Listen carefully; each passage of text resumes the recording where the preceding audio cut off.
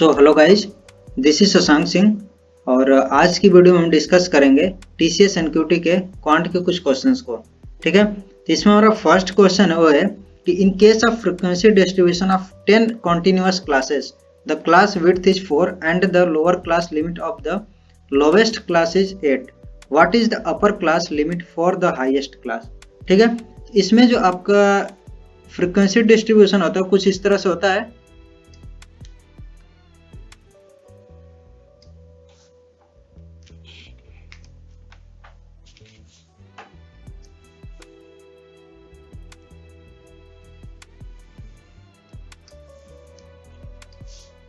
यहाँ पर आपकी फ्रीक्वेंसी गिवन होती है, यहाँ पर वैल्यूज गिवन होती हैं।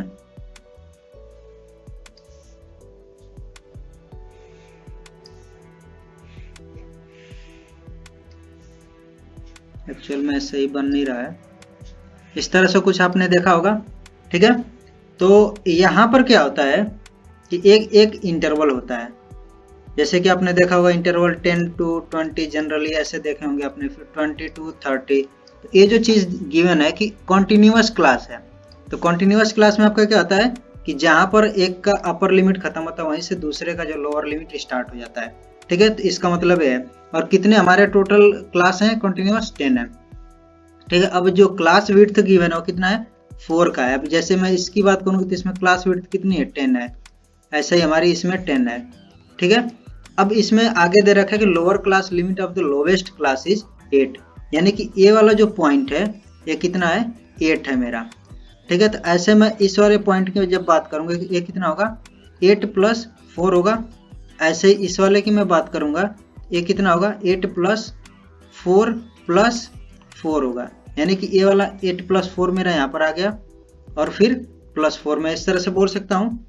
ठीक है, तो ऐसे आपको फाइंड करना है कि जो अपर क्लास लिमिट होगी हाईएस्ट क्लास की क्या होगी, यानी कि इस तरह से आपके 10 यहाँ पर होंगे, इस तरह से बीन्स होंगे आपके, और ये वाला जो पॉइंट होगा वो कितना होगा।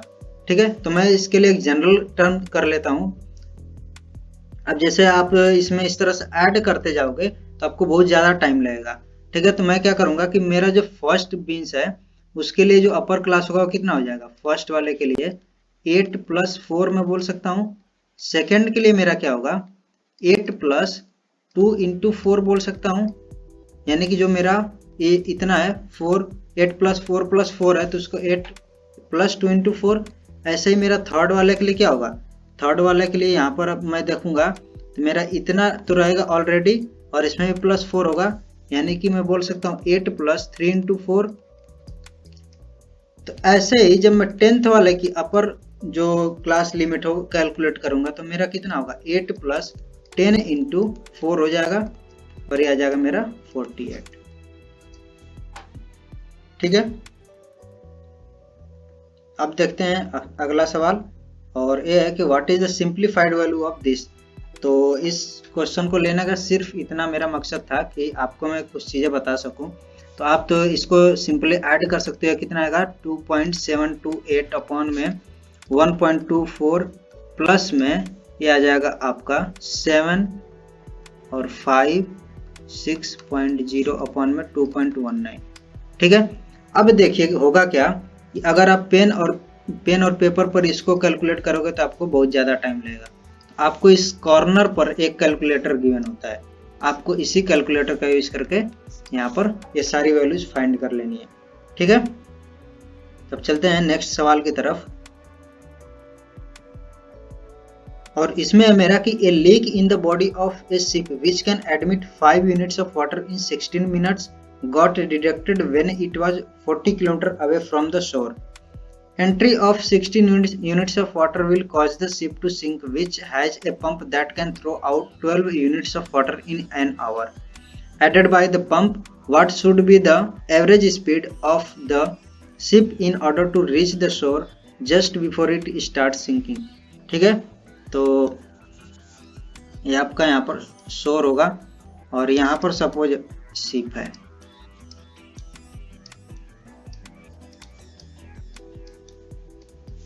और इसके बीच की डिस्टेंस गिवन है 40 किलोमीटर। तो आपको क्या पता है स्पीड कैलकुलेट करना है, तो डिस्टेंस अपॉन टाइम होता है इसका, डिस्टेंस आपको ऑलरेडी गिवन है, लेकिन आपको टाइम नहीं गिवन है कि कितना टाइम में पहुंचेगा, जस्ट बिफोर सिंकिंग के लिए कितना टाइम होगा। तो आपको क्या करना है, आपको कैलकुलेट करना है कि कितने टाइम में ये जो है शिप में 60 यूनिट्स ऑफ वाटर फिल हो जाएगा। ठीक है, बस वही टाइम आपका यहाँ पर रख दोगे और आपको पता चल जाएगा कि स्पीड क्या होगी, क्योंकि जब जैसे ही 60 यूनिट्स ऑफ वाटर इसमें फिल हो जाएगा, ये जो शिप है वो क्या हो जाएगी, सिंक होने लगेगी। ठीक है, तो हमें यही कैलकुलेट करना है सबसे पहले टाइम। तो इसको कैलकुलेट करने के लिए देखिए, आपका जो वहां पर लीक है उससे कितना पानी आ रहा है, 16 मिनट में 5 यूनिट्स वाटर आ रहा है। तो मैं यहां पर देख सकता हूं कि 1 मिनट में कितना आएगा, 5/16 यूनिट्स, और जो वहां पर पंप है वो कितना थ्रो कर रहा है, तो 1 घंटे में 12 यूनिट्स वाटर थ्रो कर रहा है, यानी 60 मिनट्स में वो थ्रो कर रहा है 12 यूनिट्स। तो 1 मिनट में कितना करेगा, 1/5 यूनिट्स। ठीक है, अब मैं यहां से रिजल्टेंट फाइंड कर सकता हूं। रिजल्टेंट का मतलब कि 1 मिनट में कितना जो है पानी शिप में बच रहा है। ठीक है, तो जो भी वाटर है वो कितना बचेगा 1 मिनट में, तो 5/16 तो फिल हो रहा है यूनिट, और उसमें से कितना माइनस हो जा रहा है, 1/5 यूनिट्स। इसी को हम यहाँ पर देख लेंगे कितना आ जाएगा, 9/80 यूनिट्स वाटर उसमें अभी भी रह रहा है 1 मिनट में। ठीक है, ऐसे सेकेंड मिनट में भी आपका यही होगा, थर्ड यूनिट में भी इतना ही आपका पानी इतना बचेगा। तो मैं क्या करता हूँ, मैं चेक कर लेता हूँ कि पहले तो मुझे पता है 9/80 यूनिट्स पानी फिल हो रहा है 1 मिनट में। ठीक है, तो 1 यूनिट पानी कितने टाइम में फिल होगा, तो आ जाएगा 1 इंटू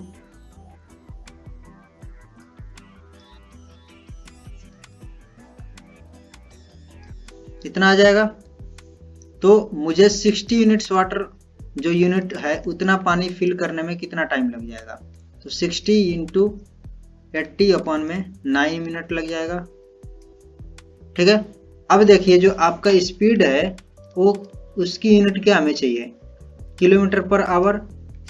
तो आपके डिस्टेंस किलोमीटर में गिवन है, आपको यहाँ पर टाइम जो है मिनट में है, तो इसको मैं क्या करूंगा, आवर में कन्वर्ट कर लूंगा।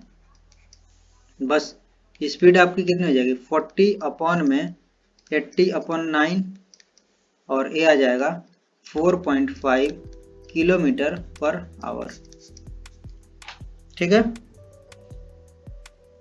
ओके। तो अगला हमारा जो सवाल है वो है प्रोपोर्शनल के ऊपर, और इसमें जो हमारे दो एक तरह से बोल सकते हैं टॉपिक को इन्होंने कवर कर लिया है इस सवाल में। इसमें एक फोर्थ प्रोपोर्शनल और एक हमारा मीन प्रोपोर्शनल।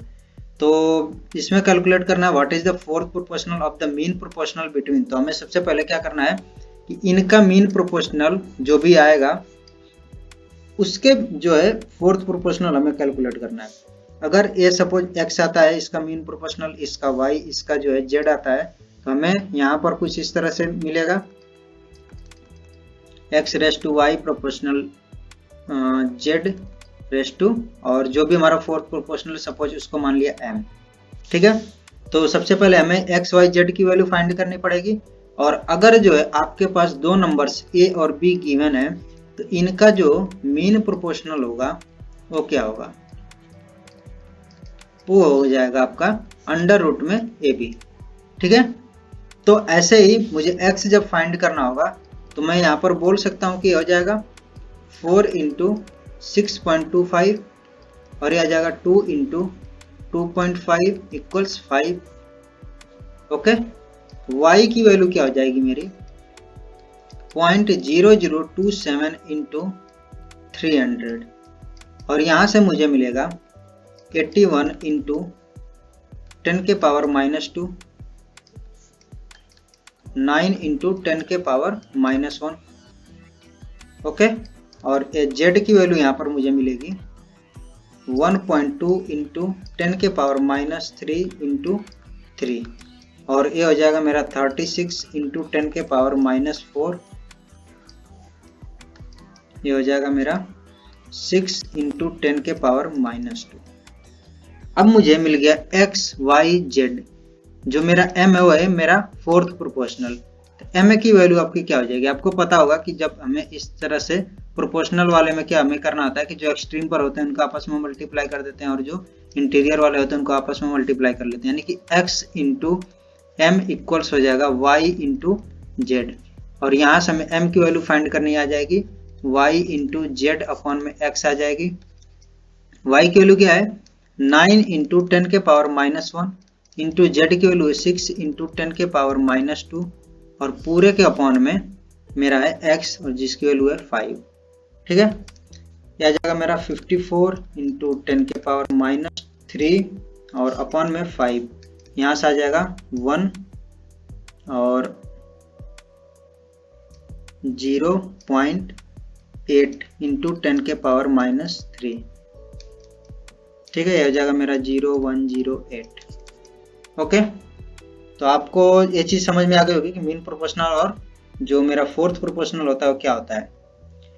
अब मेरा जो अगला सवाल है ये है कि area of the sector with the central angle 150, sorry यहाँ पर जो एंगल है वो 15 डिग्री है, बस यहाँ पर मेरा एंगल 15 डिग्री है,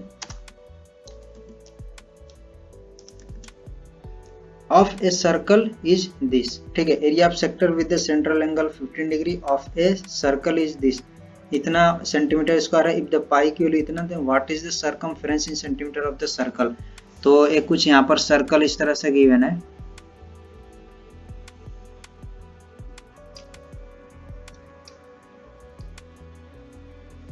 और ये 15 डिग्री कुछ ज्यादा ही एंगल लग रहा है मुझे, मान लेते हैं 15 डिग्री है। ठीक है, तो यहाँ पर जो एरिया ऑफ सेक्टर होगा, तो मैंने आपको पिछली वीडियो में भी काफ़ी वीडियोज में मैंने आपको बताया था कि जो भी आपका यहाँ पर एरिया कैलकुलेट करना होता है तो आपके लिए सिंपल सा फार्मूला होता है 1/2 into radius into arc.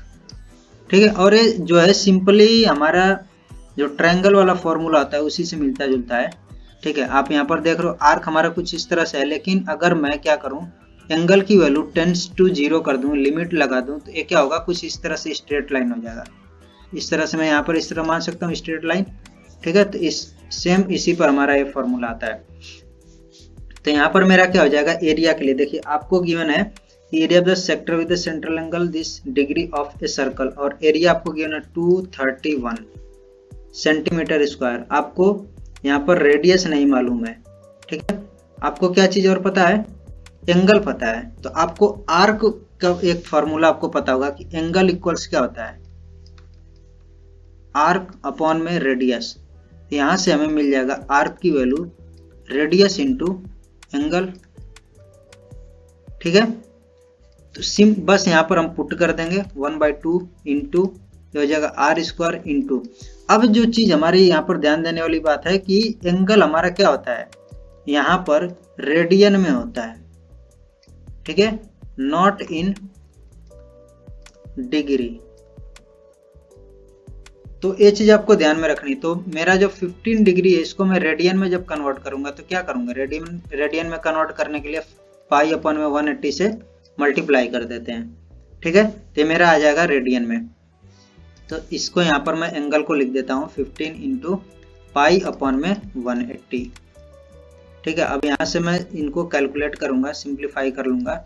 Are square की वैल्यू क्या हो जाएगी 231 इंटू 360 अपॉन में 15 इंटू पाई, और ये आ जाएगा मेरा 24। 231 इंटू 24 अपॉन में 22 इंटू 7, और ये हो जाएगा मेरा 2 टाइम्स 2 121 और 6। अब मुझे आर की वैल्यू फाइंड करनी है तो इसको मैं कर लेता हूं। मेरा हो जाएगा, सॉरी ये मेरा 12 आएगा, ठीक है।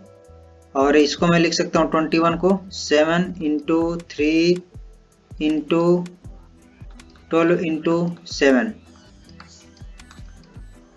7 बार, और यहाँ से 3 इंटू 12 हो जाएगा 36 और यह आ जाएगा आपका 6। तो R की वैल्यू आपको मिल गई 42 सेंटीमीटर। आपको क्या निकालना है? सरकमफेरेंस, ठीक है। तो सरकमफेरेंस आपका क्या होता है किसी भी सर्कल का, वो हो जाएगा 2 पाई R, और 2 इंटू 22/7 इंटू R की वैल्यू 42,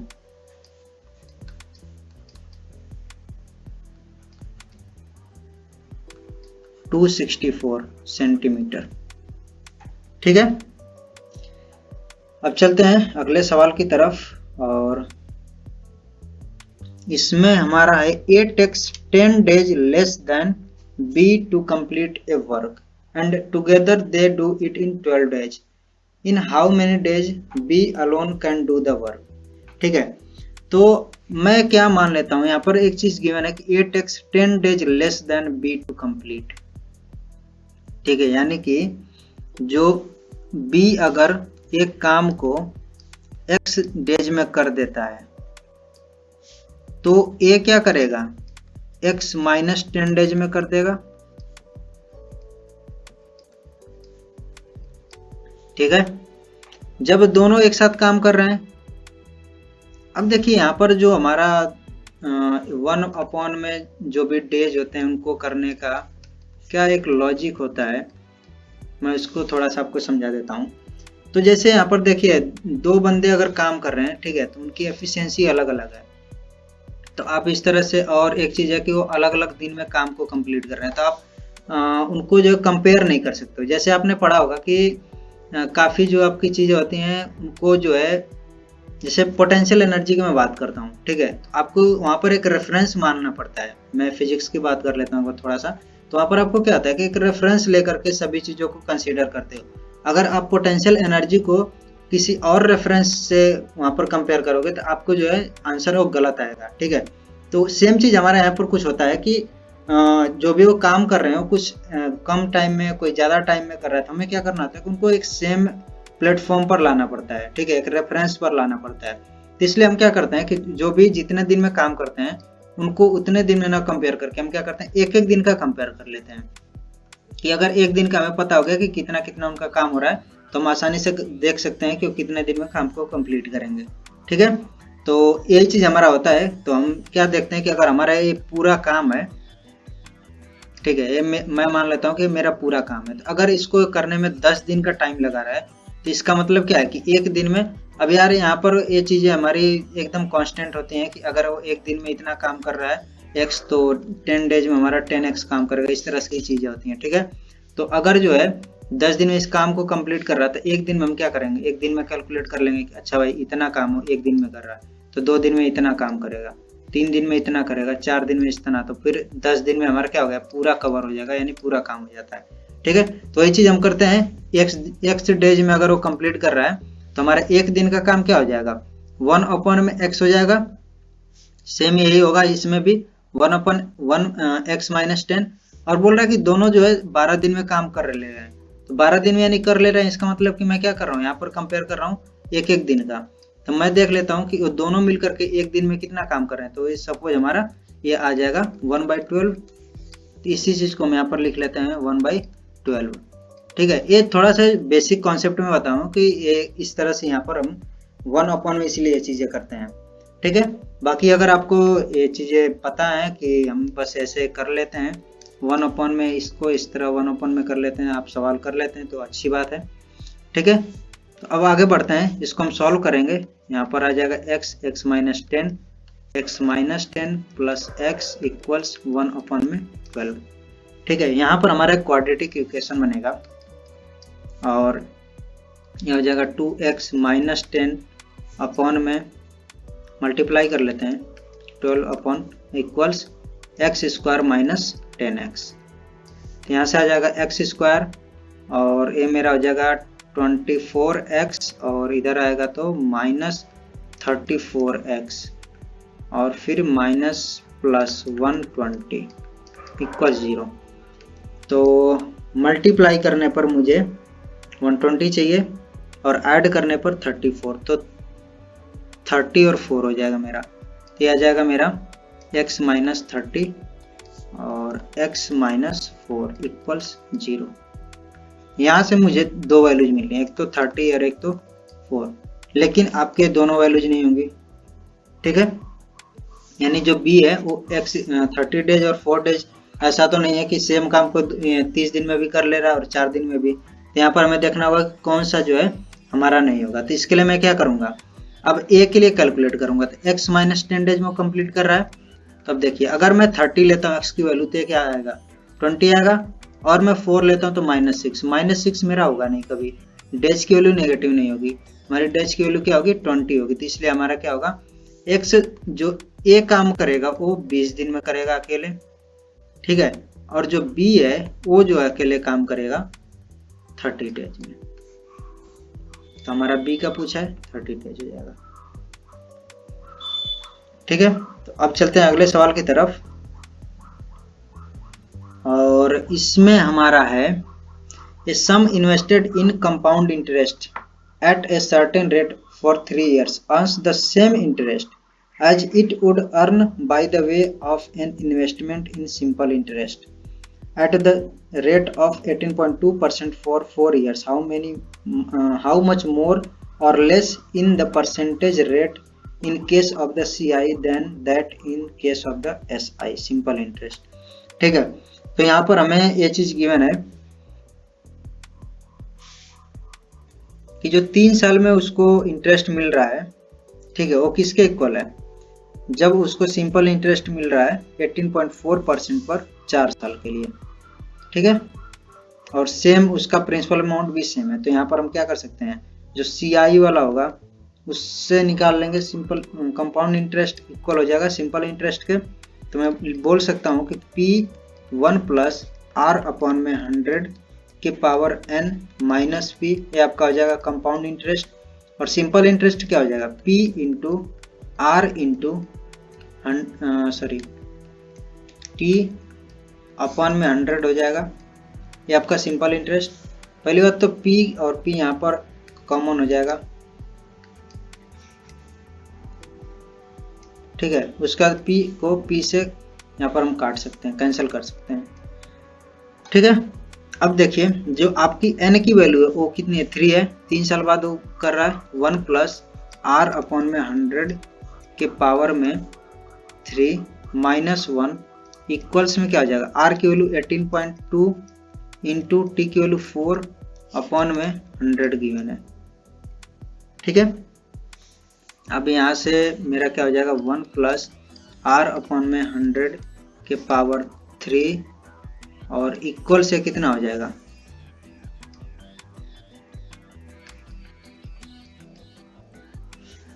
और प्लस 1 होगा उसमें, तो +1 हो जाएगा, तो मेरा ऐड होकर के 23 और 43.2 हो जाएगा। तो ये हो जाएगा मेरा 43.2 अपॉन में 25, 1 प्लस R अपॉन में 100 ये आ जाएगा क्यूब रूट, और 43.2 अपॉन में 25। तो यहाँ पर जो है आपको क्या करना है, इनका कैलकुलेट कर लेना है, क्यूब रूट कितना आएगा। तो कैलकुलेट करने पर आता है आपका 3.5 अपॉन में 2.9, ठीक है। मैं 1 डेसिमल तक ही सब सिर्फ इनको ले रहा हूँ, और इसके बाद से यहाँ पर आपका आएगा 1.20, तो R अपॉन में 100 आ जाएगा 0.20, और R की वैल्यू आपकी आ जाएगी 20%, ठीक है। आपको R की वैल्यू मिल गई, लेकिन यहाँ पर R की वैल्यू नहीं पूछा है, ये पूछा है कि हाउ मच मोर और less in the percentage rate in case of CI then that in case of SI। तो ये हो गया आपका CI का रेट क्या है, और SI वाला रेट आपका क्या गिवन है, वो 18.2। तो बस दोनों को सब्ट्रैक्ट कर दो और आपका आ जाएगा 1.8%, ठीक है। और एक और हमारा सवाल है यहाँ पर गिवन है, जो कि इसमें मोस्टली जो है कैलकुलेटर का यूज होगा, बाकी हम देख लेते हैं कि इसको थोड़ा सा सरल कैसे करेंगे। तो यहाँ पर मेरा क्या हो जाएगा, यहाँ पर जो हो जाएगा इसको सरल करेंगे तो हो जाएगा 11 अपॉन में 4 प्लस ये हो जाएगा आपका 5/2 और ऑफ का मतलब आपको पता है मल्टीप्लाई, यहाँ पर हो जाएगा 5 अपॉन में और यहाँ पर आपका हो जाएगा 19/7 माइनस 5/3 अपॉन में 5/2 डिवाइड बाई 61/12 इंटू 5/12। ठीक है, अब बस यहाँ पर आपको सिंपली जो है मल्टीप्लिकेशन है, यहाँ पर एडिशन है, सब्ट्रैक्शन है, यही करना है। तो प्लस में हो जाएगा 5/2 इंटू बाई 19 माइनस और यहाँ पर 2/3 डिवाइड, यहाँ पर आपको इसको कन्वर्ट कर लोगे क्या हो जाएगा 144 अपॉन में 61 इंटू 5। ठीक है, ये सिंपल सी चीज़ है। अब आपको यहाँ पर मल्टीप्लाई और एडिशन सब्ट्रैक्शन करना है, आप आसानी से यहाँ पर कर सकते हो। अब चलते हैं अगले सवाल की तरफ और ये हमारा है total surface area of a solid hemisphere is 75 times the area of the circle whose diameter is 6 centimetre, what is the radius in centimetre of the hemisphere. ठीक है, तो ये थोड़ा सा अच्छा भी सवाल है क्योंकि अगर आप इसमें जल्दबाजी करोगे तो आप इसको गलत कर सकते हो। ठीक है, तो surface area of solid hemisphere, आपको पता है क्या कि सॉलिड हेमिस्फीयर का जो सरफेस एरिया होता है वो क्या होता है?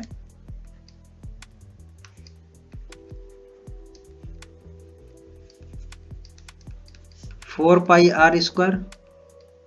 ठीक है, तो मैं बोल सकता हूं कि जब हेमिस्फीयर है, सॉरी यहां पर जो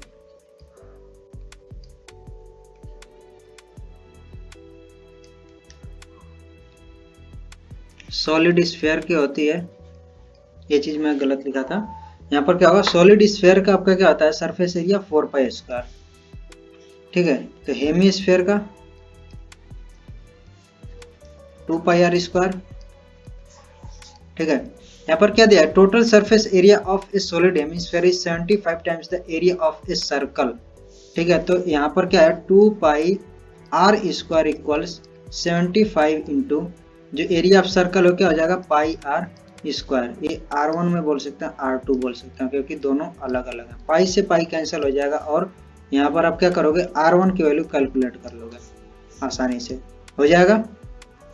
लेकिन ये सॉल्यूशन क्या सही है?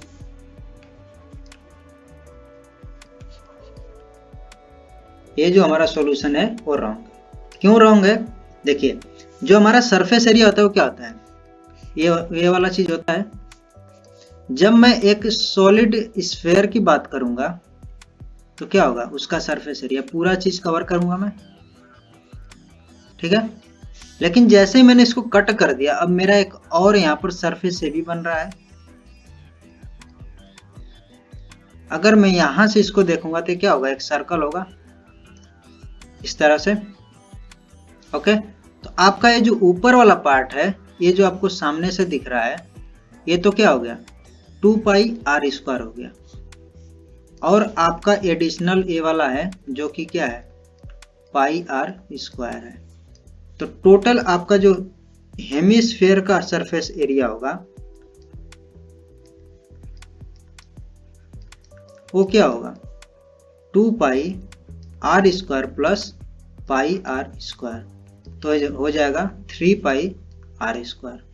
ठीक है, और यहीं पर मोस्टली लोग गलती करेंगे, वो क्या करेंगे उनको अगर यहाँ पर सॉलिड स्फीयर का पता है तो हेमिस्फीयर का डायरेक्ट 2 पाई आर स्क्वायर लिखकर इस सवाल को सॉल्व करेंगे। ठीक है, तो हमारा जो होगा सरफेस एरिया हेमिस्फीयर का आ गया 3 पाई आर स्क्वायर और क्या बोला है कि 3 पाई आर, इसको मैं R1 बोल देता हूँ, R1 स्क्वायर इक्वल है 75 into pi into R2 square के। पाई से पाई पहले कैंसिल हो जाएगा। R1 की वैल्यू मुझे फाइंड करनी है तो मैं अभी लिखता हूँ R1 का स्क्वायर इक्वल्स और 75 इंटू R2 कितना है आपका R2 गिवन है 6 सेंटीमीटर, वो भी डायमीटर है, ठीक है। तो 2R2 इक्वल्स 6 है, तो R2 की वैल्यू 3 आ जाएगी। यहाँ पर हम पुट कर लेंगे, तो मेरा हो जाएगा 9, और इधर भी मेरा 3 था तो अपॉन में 3 हो गया, और यहाँ से R1 इक्वल्स आ जाएगा 25 इंटू 9, इसको मैं लिख सकता हूँ, और ये हो जाएगा 5 इंटू 3 इक्वल्स 15 सेंटीमीटर, ठीक है। अब चलते हैं अगले सवाल की तरफ।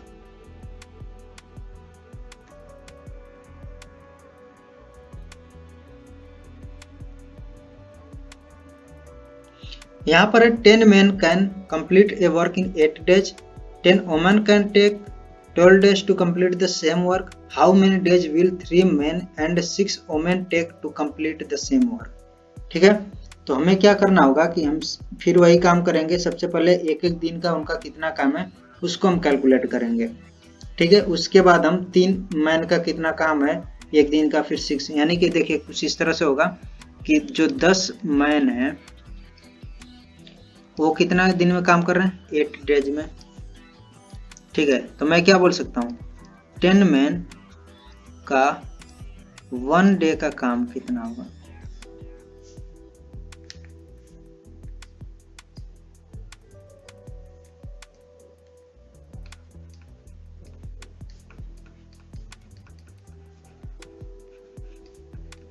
वो मैं बोल सकता हूँ 1/8।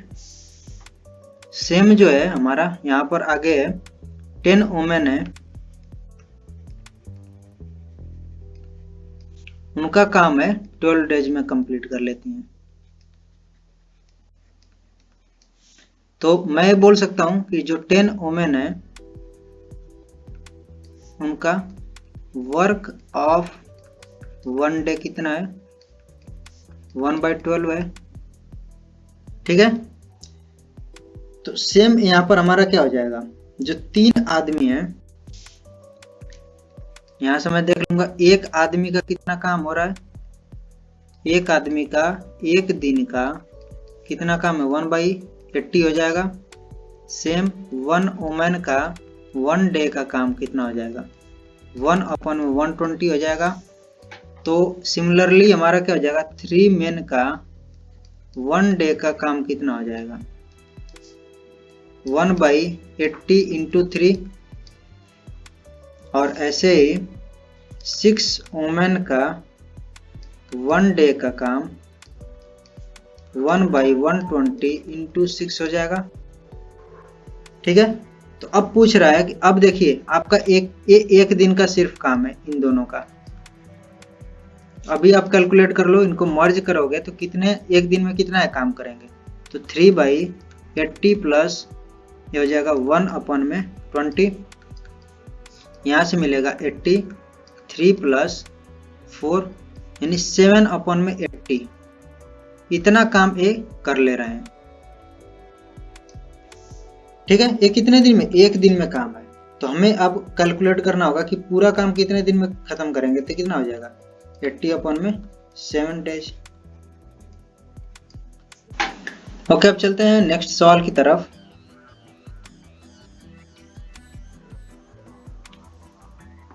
और इसमें है कि Raju lends ₹3000 to Bharat and a certain sum to Charan at the same time of 6% per annum simple interest. If after 5 years Raju altogether receives 1650 as interest from Bharat and Charan, what is the sum lent to Charan?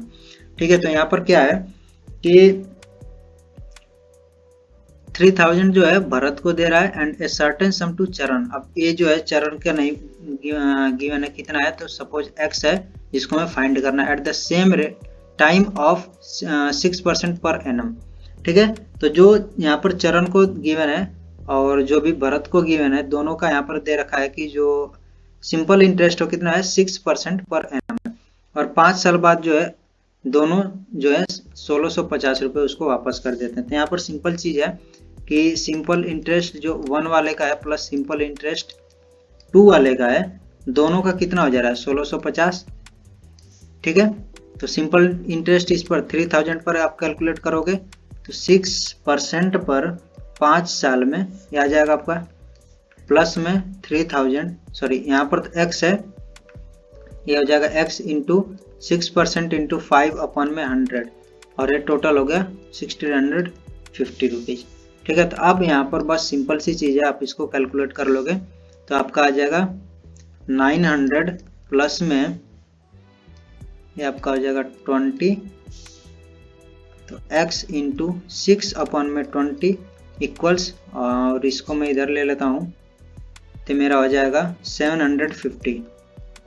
x equals हो जाएगा 750 into 20/6,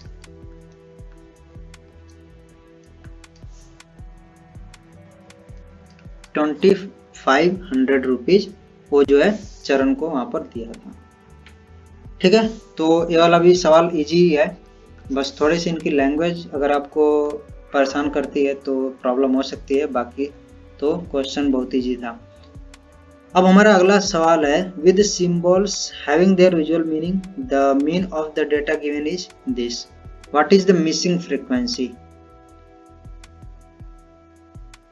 ठीक है, तो ये भी सवाल मैं बोल सकता हूँ इजी है, क्योंकि आपको क्या पता होता है, मीन बराबर क्या होता है, total sum of data upon में नंबर ऑफ डेटा। ठीक है, और फ्रीक्वेंसी का मतलब क्या होता है कि जो, अगर मैं इसको यहाँ पर एग्जांपल लूँ तो यहाँ पर क्या मतलब है कि 36 जो है वो 10 टाइम्स है, यानी कि 36 है उस डेटा में, फिर 36 है, इस तरह से 10 टाइम्स है। ठीक है, तो जब आप इसको ऐड करोगे तो क्या लिख सकते हो, 36 इंटू 10 कर सकते हो, इसको ऐड करोगे तो इतना लिख सकते हो। सेम हमारा जो 40 होता है वो क्या होता है, 13 टाइम्स है यहाँ पर, तो 13 टाइम्स यहाँ पर रहेगा 40, तो इसको जब आप सम करोगे तो क्या लिख सकते हो, 40 इंटू 13। तो यही हमारा एक सिंपल सा फॉर्मूला यहाँ पर डायरेक्ट बन जाता है कि जब हमें इस तरह से फ्रीक्वेंसी गिवन होती है तो हम क्या करते हैं कि जो भी हमारा डेटा है xi और फ्रीक्वेंसी को fi मान लेते हैं, इन सभी को हम सम कर लेते हैं, अपॉन में क्या करते हैं n कर लेते हैं, तो हमें मीन मिल जाता है। ठीक है, और जो n होता है वो क्या होता है, कितने जो है, मैं इसको इस तरह लिख सकता हूँ कि समेशन ऑफ fi। ठीक है, और i की वैल्यू जो भी आपकी रहेगी यहाँ पर जो है, एक तो हमारा ये वाला हो जाएगा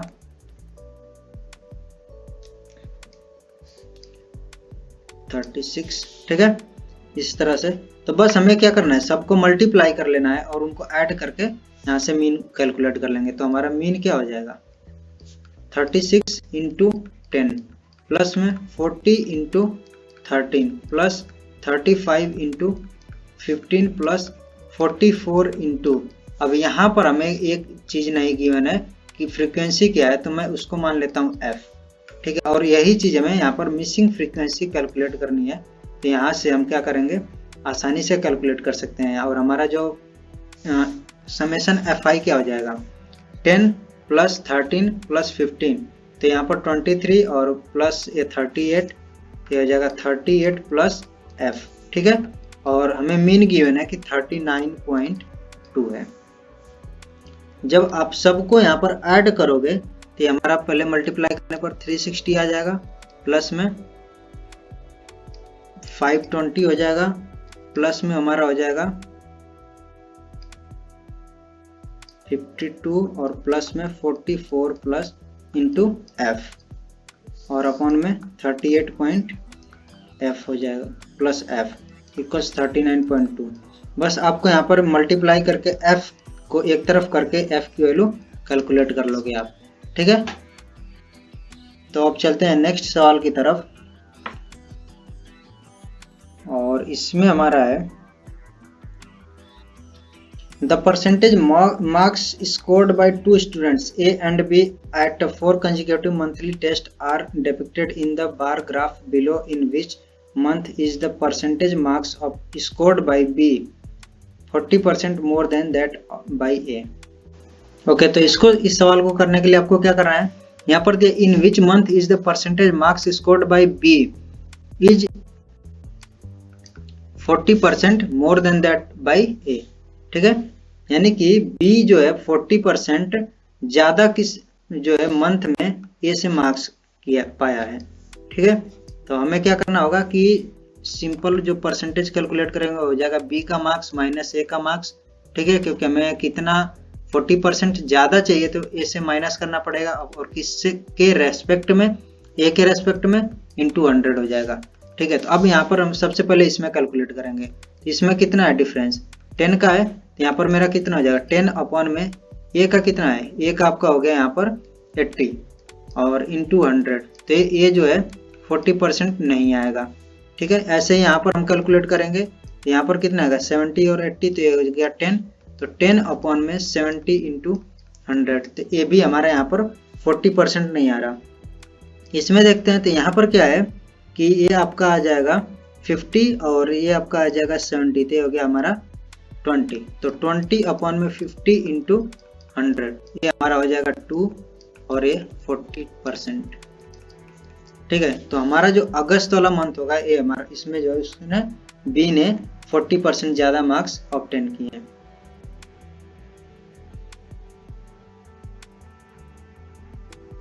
अब हमारा जो नेक्स्ट सवाल है यह है कि sum of the ages of two friends is 74,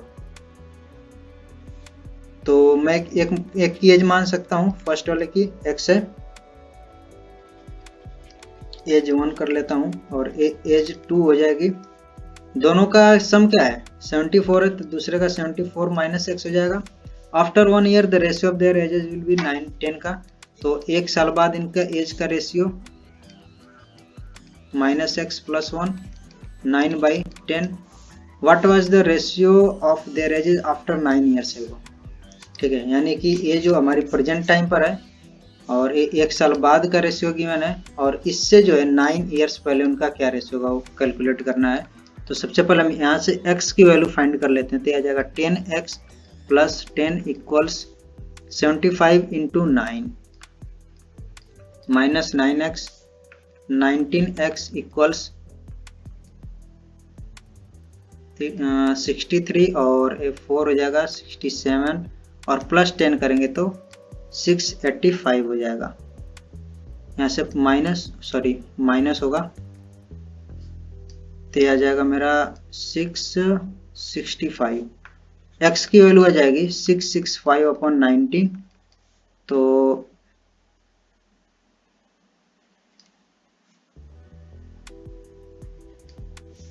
85, okay. और यहाँ से हमें मिल जाएगा y की वैल्यू 74 माइनस 35 9 और 39, ठीक है। ये हमें प्रेजेंट एज मिली है, मैं बोल सकता हूँ इसको y, ठीक है। और यहाँ पर मैंने इसको कैलकुलेट कर लिया, ये हमारी x और y हो गई जो कि दोनों एजेस हैं। अब 9 ईयर्स को क्या हो जाएगा, x की वैल्यू ये हो जाएगी हमारी 26 और y माइनस 9 हो जाएगी 30, तो क्या हो जाएगा इनका रेशियो 13 अपॉन में 15, ठीक है। तो बस इतने से हमारे सवाल हैं, और आगे की वीडियोज में कुछ और भी हम इस तरह के क्वांट्स के भी क्वेश्चंस को सॉल्व करेंगे और प्रोग्रामिंग के भी क्वेश्चंस को सॉल्व करेंगे। तो अगर आप चैनल पर नए हो तो चैनल को जरूर सब्सक्राइब कर देना, जिससे कि आपको आगे आने वाली सभी वीडियोज की नोटिफिकेशन भी मिलती रहे। Okay, so thank you guys, thank you so much for watching this video.